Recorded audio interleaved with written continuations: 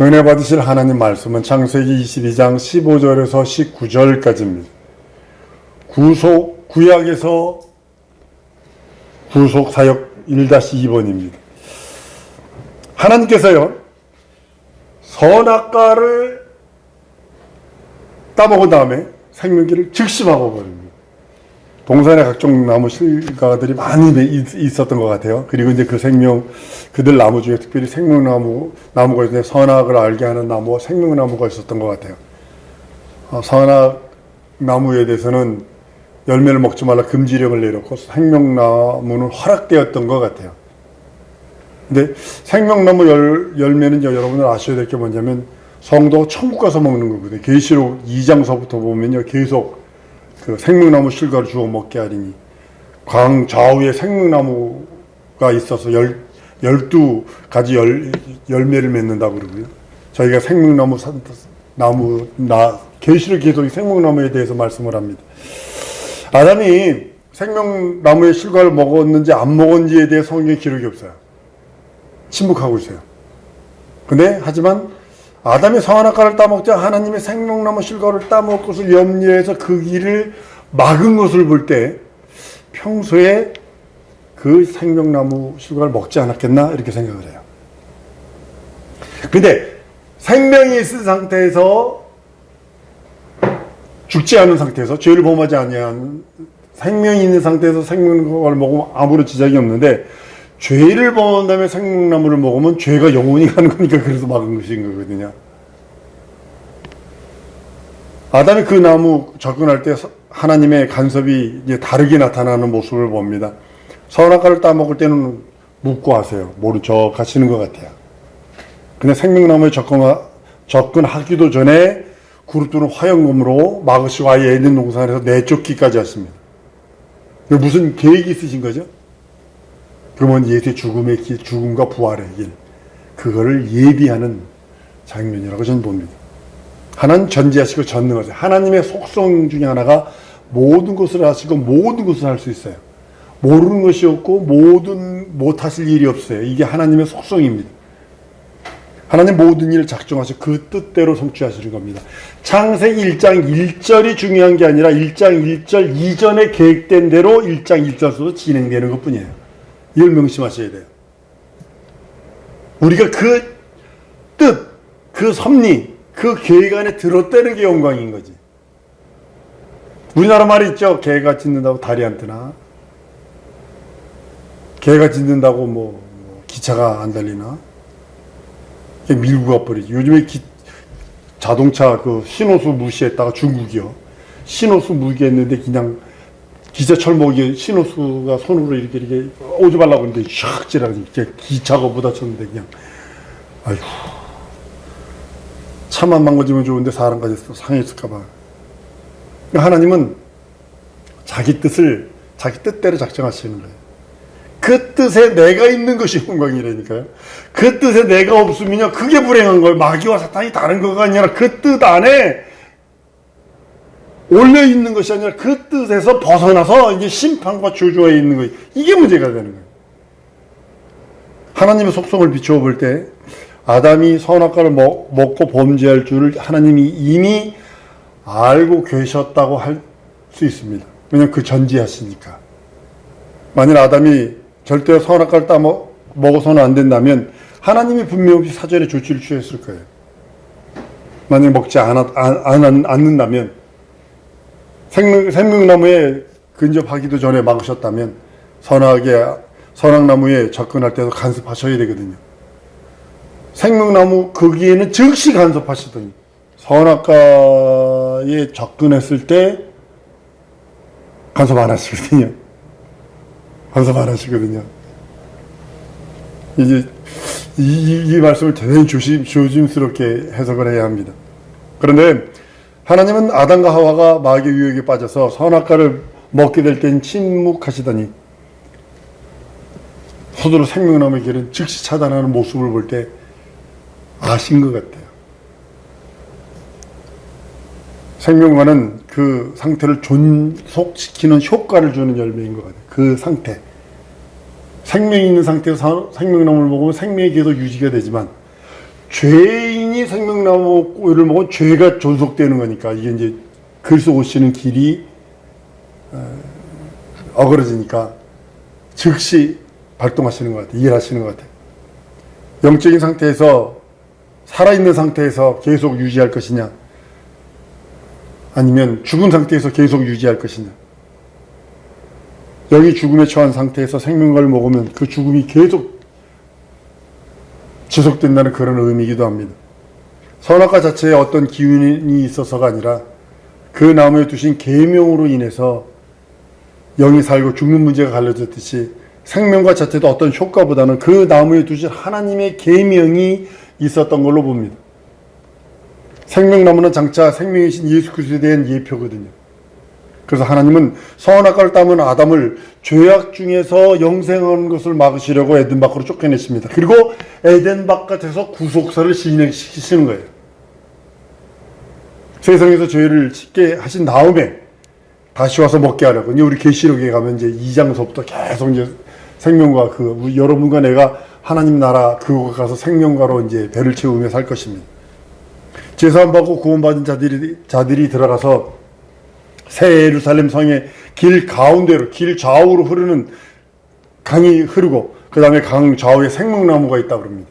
12가지 과실을 매달마다 맺힌답니다. 그것이 여러분과 나의 주식이 될 수도 있고 그것이 여러분과 나의 음식이 될 것입니다. 하나님께서 아담과 하와가 선악과를 먹을 때 그대로 두신 것은요, 아담의 죄가 장차 그리스도의 죽음을 경험하게 될 것 때문이기 때문입니다. 요거 때문에 이제 많은 사건들이 생기는데요. 하나님의 선악과를 먹을 때 하나님이 아담과 이브 그것을 방치하시는 그 장면을 통해서 두 가지가 이루어집니다. 마귀를 머리를 상하는 일이 생기고 예수께서 죽고 부활하시는 것이 마귀가 영원한 형벌을 하는 거고, 또 하나는 그리스도가 죽음을 맛보실 죄를 끌어안게 되는 거예요. 생명나무와 실과를 먹지 못하게 하신 것은 아담을 그리스도와 연합해서 부활에 이르게 하기 위해서 그렇게 하신 거라고 저는 봅니다.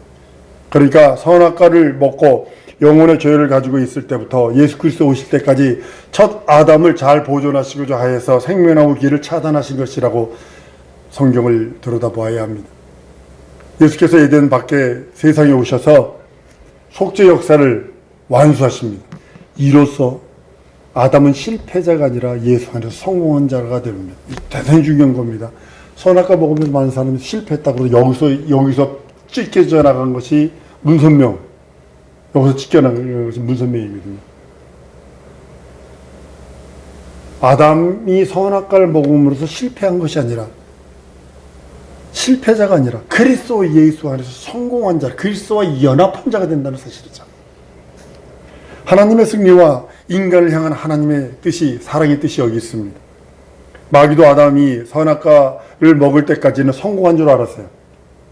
그러나 하나님께서 생명나무 길을 막으심으로써 마귀의 길은 영원히 무산되어 버린 거예요. 영원히. 하나님께서 아브라함에게 오늘 본 말씀에 아브라함에게 하신 약속이 있습니다. 하나님 아브라함에게 하신 약속, 그 약속을, 그러니까 아브람과 아브라함, 아브라함은 뭐냐면 큰 조상, 큰 아버지라는 뜻입니다. 그러니까 사레, 큰 엄마, 큰 조상의 엄마, 이런 뜻입니다. 사레가. 근데 이제 바꿔주죠. 아브라함, 사라로. 근데 여기서요, 아브라함 때 낳은 아들이 이스마엘, 눈물의 씨앗입니다. 지금 저렇게 죽는 이스라엘, 저렇게 아주 철천지에 왜 무슨 유인술 져서 저렇게 유인술 졌냐? 이스마엘이 와가지고 지금까지도 이렇게 모든 것을 하게 되는 것을 보게 됩니다. 하나님께서 이삭에 대해서 약속하실 때는 아브라함이라고 부르십니다. 열왕의 아버지, 열국의 아버지, 큰 아버지가 아니라 열왕의 아버지로, 열방의 아버지 이렇게 바꿔주십니다. 그러니까 두 노인네가 열왕의 아버지, 열왕의 어머니, 이거 얼마나 우습겠어요. 이름이 큰아버지, 큰엄마였었는데, 열왕의 아버지, 열방의 여로왕의 어머니 이렇게 부르니 참 이게 믿음의 아버지라는 뜻이거든요. 아브라함 속에 국경을 초월한 열방의 아버지고 믿음의 아버지라는 그런 의미입니다. 99세 때 아브라함에게 이제 자식을 주겠다고 말합니다. 봄이 되면 이런 뜻이거든요. 내게 어리니, 기한이 이르면 내게 어리니, 봄이 되면 명년에 이런 뜻이 있거든요. 아브라함이 이미 이제 이스마엘이 있었죠. 그러니까 하나님 자기 집에 오신다는 말씀을 사모합니다. 약속의 자손이 생기기까지 고대합니다. 그리고 기다려요. 그래서 마침내 이삭이 탄생하죠. 이 믿음이 그렇게 중요한 이유가 그거예요. 하나님 우리 집에 오셨네. 99세 때 아들을 낳는데 이게 내가 내게 돌아오리니, 오리니란 그 말씀을 붙들은 거예요. 하나님이 내게 오신다. 아들이 딱 그러면 하나님이 우리 집에 오셨네. 우리 집에 계시네. 이 뜻이거든요. 그러니까 그 증거를 받고서요. 얼마나 그는 사모했는지. 이것이 하나의 예표거든요. 예수 그리스도께서 혈통으로나 육종으로 나오지 아니하시고 하나님의 약속한 여인의 후손으로 올 거에 대한 그런 의미이기도 합니다. 내가 정령내게로 돌아오니 내 안에 사라에게 아들이 있으리라 언약하시는 그 장면이기도 합니다. 그런데 어느 날 하나님이 아브라함에게 100세에 얻은 아들 이삭을 바치라고 그럽니다. 한 12세쯤 됐다라고 이제 12세에서 15세쯤 됐다라고 이렇게 보편적으로 얘기를 합니다. 그러니까 그 명령을 두고 조금도 망설이지 않죠. 왜 명령을 두고 조금도 망설이지 않은 이유가 여러분 뭐라고 생각하세요? 아니 죽은 나에게 그걸 줬는데 하나님이 오시는 표로 나에게 아들을 줬는데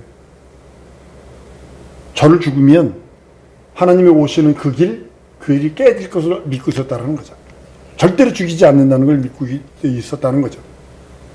만약에 이삭이 죽는다면 하나님이 오시는 길도 막힐 것이고 자기 아들은 절대로 죽지 아니했던 것을 확실했던 것 같습니다. 아브라함의 믿음은 하나님이 죽은 자를 살리시고 없는 것을 있는 것처럼 부르시는 하나님. 로마 4장 17절의 그 말씀을 그대로 기록합니다. 기록된 바 내가 너를 많은 민족의 조상으로 세웠다 하신 것 같이 그의 믿는 바 하나님은 죽은 자를 살리시며 없는 것을 있는 것 같이 부르시는 하나님이라. 우리들의 믿음이 이래야 돼요. 한번 따라 하십시다. 하나님은 죽은 자를 살리시며 없는 것을 있는 것처럼 부르시는 하나님. 내 하나님. 이게 죽은 자를 살리시며 없는 것을 있는 것 같이 부르시는 하나님이 내 하나님이시다.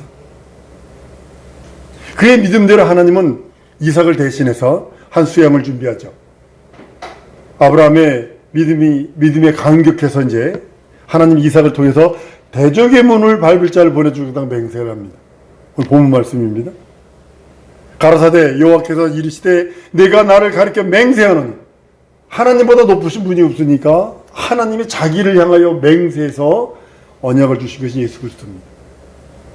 대적의 권세를 멸할 이는 예수 그리스도를 말씀하고 있고 마태복음 1장 1절에도 아브라함과 다윗의 자손 예수 그리스도 세계라 그 말씀을 선언합니다. 예수는 아브라함의 약속의 자손이고 그러니까 하나님 편에서는 아브라함의 이삭을 줬는 그 약속의 자손이고 아브라함 편에서는 이삭은 믿음의 자손이고 같은 아들을 놓고 하나님 편에서는 약속하셔서 주신 것이고 아브라함은 믿어서 주신 것이고 다른 거예요. 그러니까 여러분들이 하나님의 약속을 믿고 나는 믿음을 보이고 한번 따라하시죠. 하나님은 내게 약속하시고 나는 믿음으로 하나님께 나간다. 이게 그 믿음이라는 거거든요.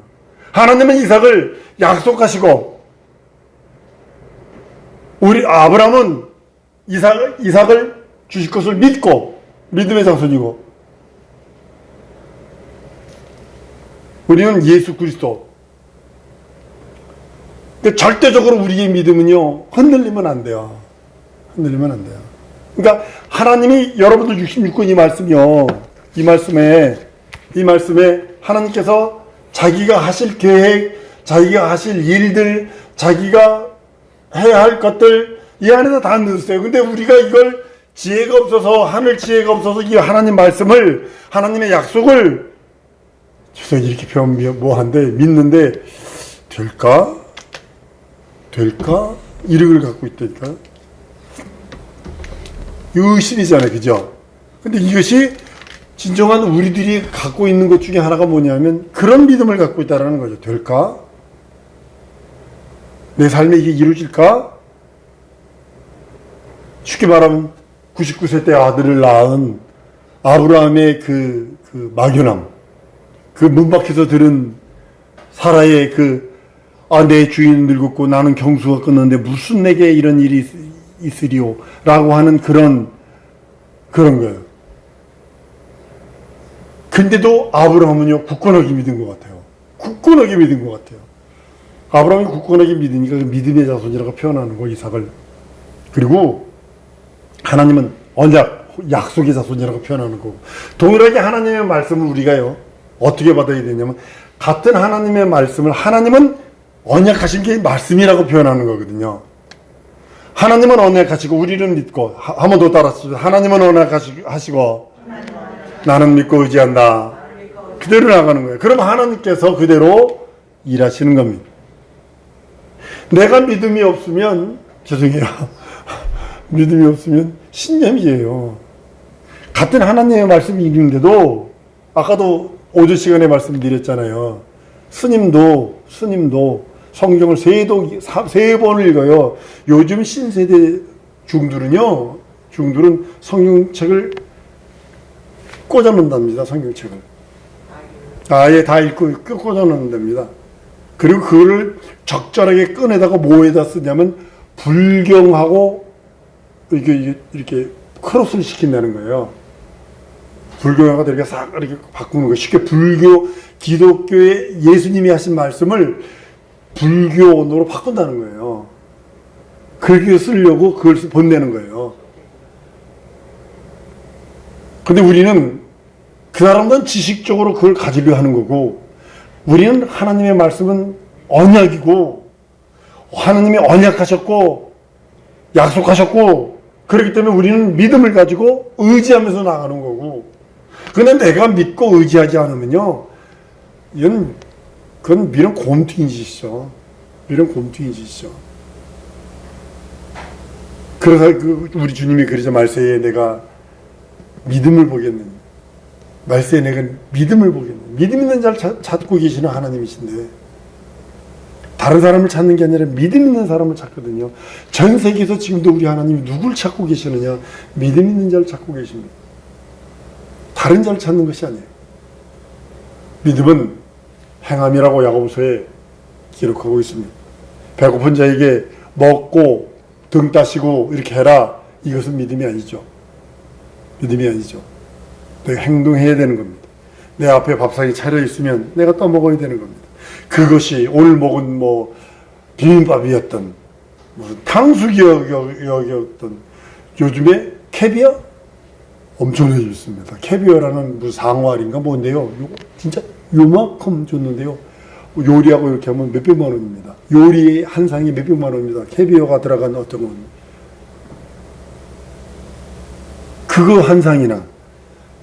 난 그런 거 못 먹어요. 초대받고 어디 얘기하잖아요. 초대받고 가서 시큼 선교 대접하는데 고기 진짜 맛있었지. 소고기 요만큼 주는데 아주 요만큼 주더라고요.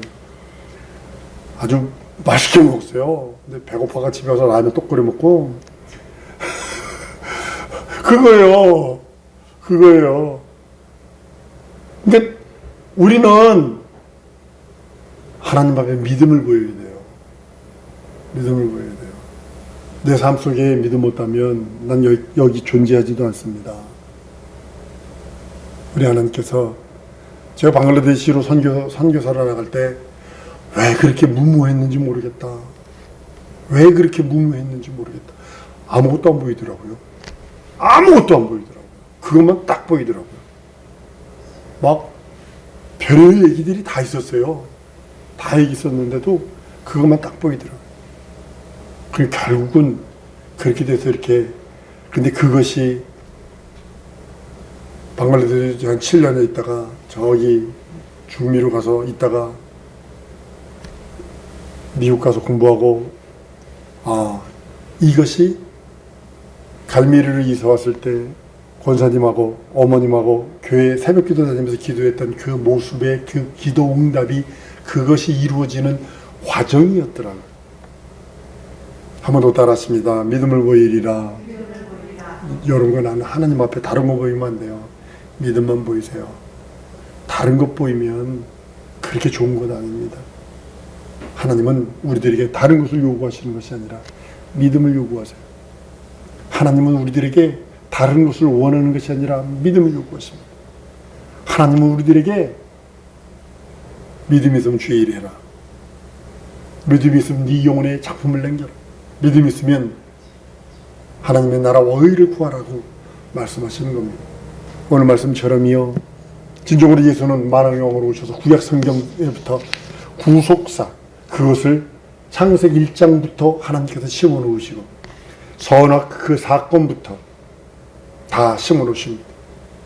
많은 사람들이 선악과를 아담이 먹음으로 실패라 인정하지만, 실패라 여겼지만, 그러나 성경은 그렇게 얘기하고 있지 않습니다. 아담이 선악과를 먹음으로 인해서 예수의 죽음이 확정되는 겁니다. 죽음이 확정되는 순간에 아담은 그리스도 예수 안에서 생명을 얻도록, 그리스도와 연합한 자로, 성공한 자로 만들어주셨다는 사실이죠. 그것이 우리들에게 능력이고, 그것이 우리들에게 생명이고, 그것이 우리들에게 구주가 되시는 겁니다. 그래서 우리가 예수를 믿는 믿음은 다른 것부터 시작하는 것이 아니라 영원전에 하나님의 계획대로 진행되는 것입니다. 그래서 그 진행 속에 내가 들어있기를 원하는 거예요. 하나님의 일은 계속 진행한다니까요. 하나님의 일을 진행하는데, 하나님 일을 진행한다고 하나님이 저기 가고 있네 관망자가 아니라 그 안에서 내가 발견되어야 된다는 거죠. 영혼을 살리는 일에 모든 중점이 있어야 되는 이유입니다. 이 시간에 우리 기도하십시다. 하나님, 진정으로 예수의 생명이 내게 넘치게 하시고, 진정으로 구약 성경에서부터 하나님께서 주시려고 하는 그 영원한 하나님의 의가 내 영혼에 충만케 하셔서 예수의 죽음과 부활, 예수의 다시 오심까지 우리가 예수의 그 진행, 뜻 안에, 계획 안에 있게 해달라고 우리 다 같이 동성으로 기도하십니다.